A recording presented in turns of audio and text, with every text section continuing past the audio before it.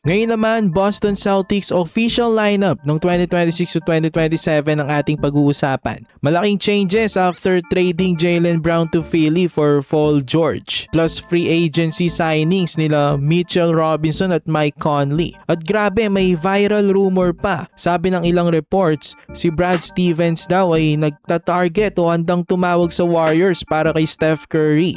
Pero for now, ito muna ang official lineup ng Boston Celtics para sa 2026 to 2027. As usual, mag-i-start tayo sa guards, then forwards, centers, tapos potential starting 5 ng team. So mag-start tayo sa guards. Simulan na natin kay Derrick White. Isang two-way guard, elite defender at decent scorer. Last season, nag-average ito ng 16 points, 4 rebounds at 5 assists. Sunod, Peyton Pritchard. Isang high-energy scorer at playmaker. Naging mas malaki ang role niya last year as nag-average siya ng 17 points, 4 rebounds at 5 assists. Sunod, Mike Conley. Isang veteran floor general na pinapirma nga ng Boston this off-season. Ang may tutulong niya sa team ay ang kanyang experience at steady leadership.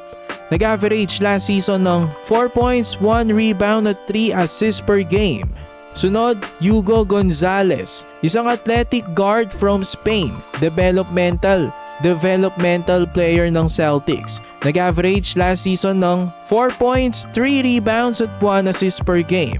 Sunod, Baylor Sharman, isang young shooter at versatile wing guard. May potential na maging elite 3-and-D player. Nag-average last season ng 5 points, 3 rebounds at 2 assists per game. Sunod, Ron Harper Jr., isang athletic guard-forward hybrid. Last season, nag-average ng 4 points, 1 rebound at 0.8 assists per game. So ayan ang mga guards, dumako naman tayo sa mga forwards. Unahin natin ang best player ng team, Jason Tatum. Handa na nga siya ulit pangunahan ng Celtics next season. Nag-average last season ng 22 points, 10 rebounds at 5 assists. Sumunod, Paul George.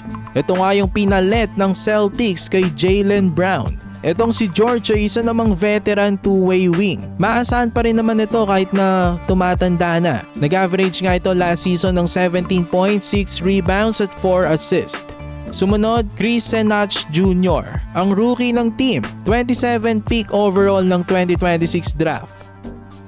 Ayan ang guards at forwards. Ito naman ang centers. Unahin natin si Mitchell Robinson. Kakapirma lang din ng Celtics nitong off-season. Itong si Robinson ay isang elite rim protector at napakasipag humakot ng boards. Nag-average last season ng 5 points, 9 rebounds at 1 block per game. Sumunod, Neemias Queta. Isa ring rim protector at solid rebounder. Last season, halos double-double lang ang i-average nito. 10 points, 8 rebounds at 2 assists per game. Ngayon, dumako naman tayo sa potential starting 5 ng team. Point guard, Derrick White. Shooting guard, Peyton Pritchard. Small forward, Paul George. Power forward, Jason Tatum. At center, Neemias Queta. So ayan ang potential starting 5 ng Boston Celtics para sa 2026 to 2027 season. Para sa akin, isa pa rin ito sa mga contenders sa Eastern Conference. For more NBA content, ilike nyo lang ating video at mag-subscribe na rin sa JB Buckets.